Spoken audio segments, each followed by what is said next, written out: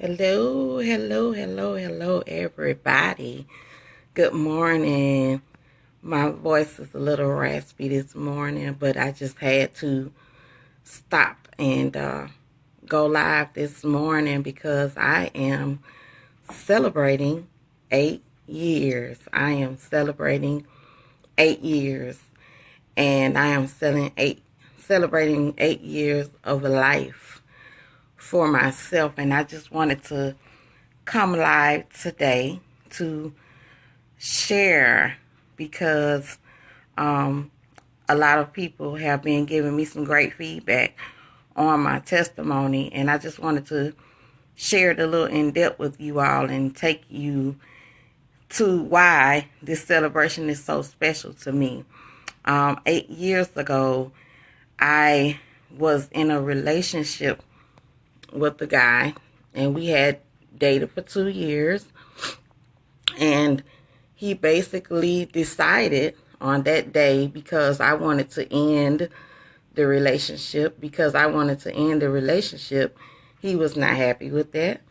He decided that he did not want to live without me, and he decided that he was not going to allow me to live without him. So I had to die. That was his resolution to the problem. If you see the scar on my neck, this is my war wound from that. And I'm going to take you back just a little bit and let you see and hear what happened to me. I had just got off work. I worked at Waffle House. Everybody that knows me knows I did the Waffle House thing for a long time. That's my job that I was on. I came home from work. I'm in my uniform. I'm actually cooking for this man who was about to try to kill me. I was cooking chicken.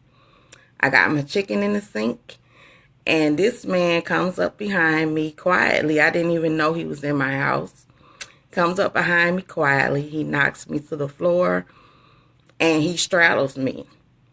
He puts his hands around my neck, and he squeezes. And he squeezes, and he squeezes until I spit blood in his face. At this moment, I am totally in, I don't even know. My mind was just like, what is going on? This man had literally decided that I had to die because I was leaving him alone. He decided that he was not going to leave until I was dead. That was his decision. But how many of you know God makes a different decision? And many people ask what happened to my teeth. This is part of why my teeth are gone, because of this story. But let me get back to what was going on. This basically left me gasping for air. I had no air. I was literally choking on my own blood. Every time I'm choking. Every time I'm spitting out blood. Every time I lost control of my body. I was dying. When you die, the very last thing you do before you die is you lose control of your body. Your body fluids, they go totally without your control. Every breath, I'm dying. I'm dying. I'm dying, and this is what was going on with me. In my house, on my floor, while I was cooking, this man decided to take my life. But in the middle of this, my oldest daughter, she was 11 at the time, she came home in the middle of this man literally trying to take my life.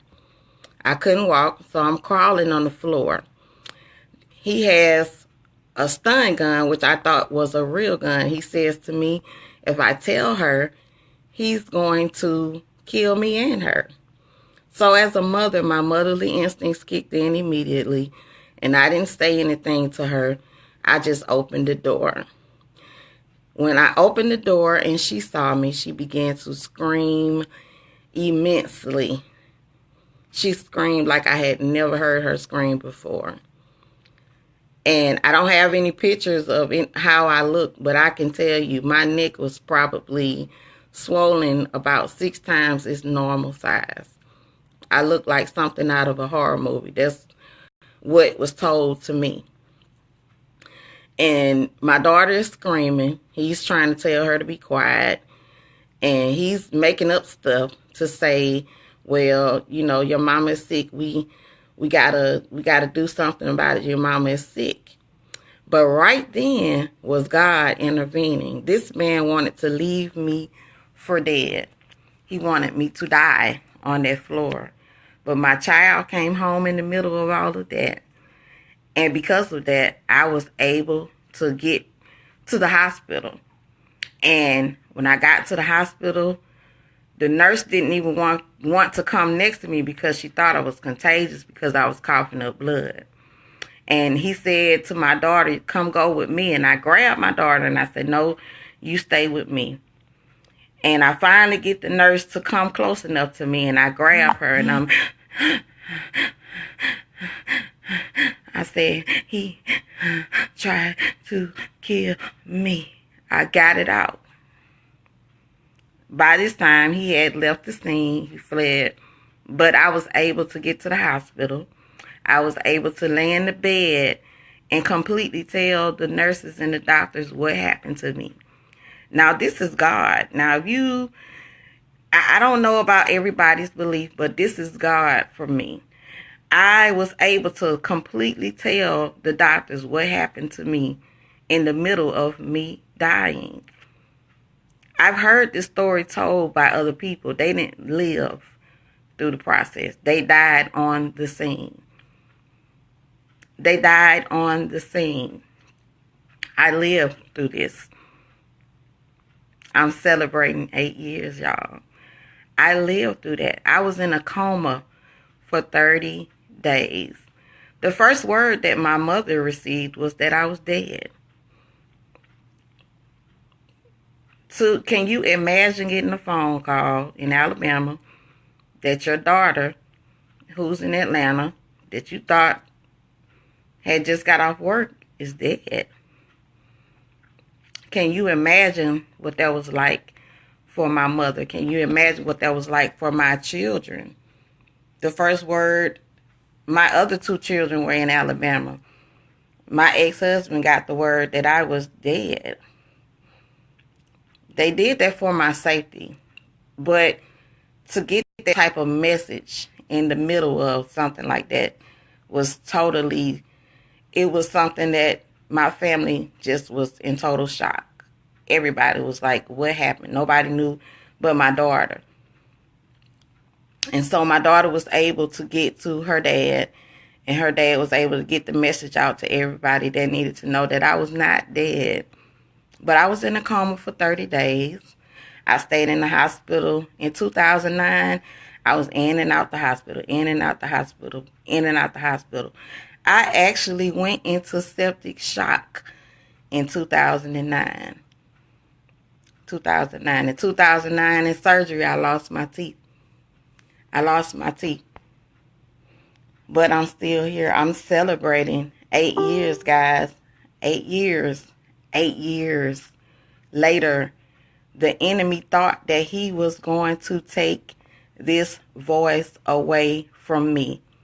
The enemy thought that he was going to stop me from talking. I used to didn't want to talk because my teeth was missing and scared about what people would say about me. But you know what? I'm celebrating 8 years. 8 years. Do y'all understand? I am celebrating 8 years. And what was so powerful, in 2009, someone who didn't know me in West Virginia prophesied to me and told me that I would be traveling all around the world. She saw me on ships and everything. And you know, that prophecy actually came true this year. I went on a cruise and I was real pretty, y'all. For the first time, I felt like a queen in my life. to do something. When I say I got away, I got away. I got away. I got away from all of the pain.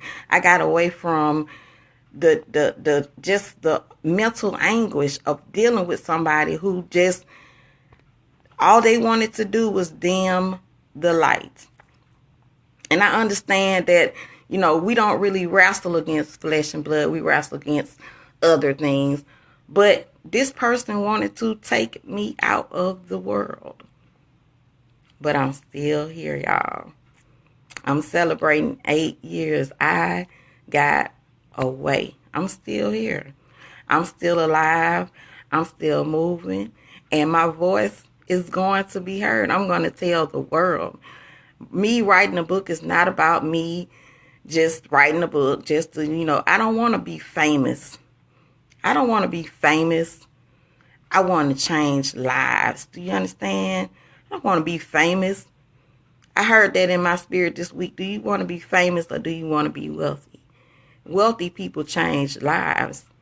Famous people just get the paparazzi to follow them. I don't want to be famous. I want to change lives. When I tell you that you can get away, you can, because you're covered. And there's help here. There's help for anybody that's dealing with domestic violence. There's help. But for me, that was a surprise attack. I didn't see that coming. I didn't see that coming. I just went to work like I always did. I've been working since I was 18. That's all I did was go to work. I did not know that day, December the 8th in 2008, that I would be fighting for my life. But I'm here. So I'm celebrating 8 years of life. This is my second birthday. This is my birthday. God gave me my life. And with my life, I am going to give others life. As long as He allows me to breathe, I will always, always, always give others life. I love you all. Thanks for watching. I see everybody that's watching. I appreciate the support. I appreciate you all supporting everything that I do. Just know that, like I said, I don't want to be famous. I want to change lives. I want to see the work done. That's my desire. And I